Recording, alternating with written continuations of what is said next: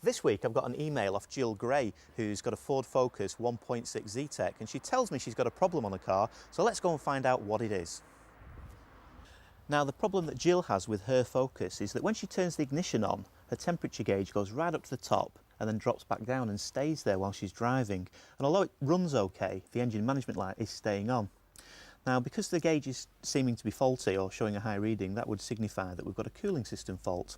And all cars can potentially suffer with cooling system problems, and they're mainly caused by a water leak, which could be caused by a faulty radiator or a faulty hose.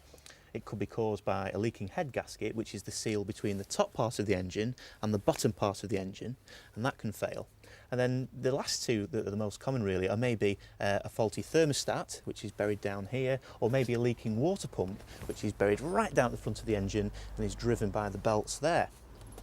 Now, to test these components, we can actually do simulated tests under the bonnet, so that's what we'll have a look at now.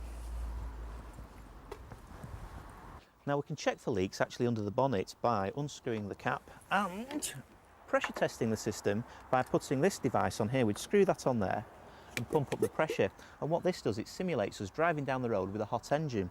So we can pressure test it by pumping up the pressure and then checking visually for leaks. Hopefully we'd find one.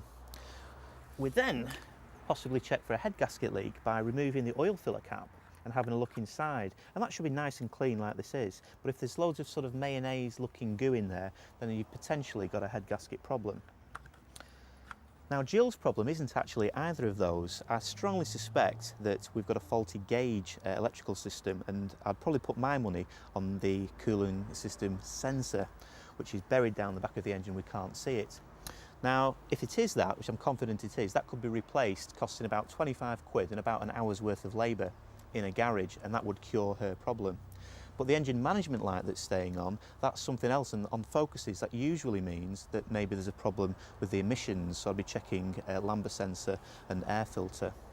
Now, I've got a few tips to do with cooling systems and overheating problems which you must remember. Firstly, look at your gauge next time you're driving down the road to see what temperature it normally operates at, and it should be about half the gauge or maybe a bit less. That way, if something does go wrong, you can spot it straight away. The other thing is maybe pop into a garage and get them to check your coolant level, and using a magic marker, maybe put a line on the bottle here so that you know what is the correct level, and if you periodically check it, you can then see if the coolant's been lost. And finally, if you do suspect any cooling problems, and this is a top tip, act very, very quickly, because it's not so much the leak that could be expensive to repair, it's the engine damage that loss of water will cause, and that could run into hundreds or thousands if you need a new engine. So that's it on this. Hopefully we've fixed it, and if you've got any problems, I'll be back next week and hopefully can answer some of your emails and queries.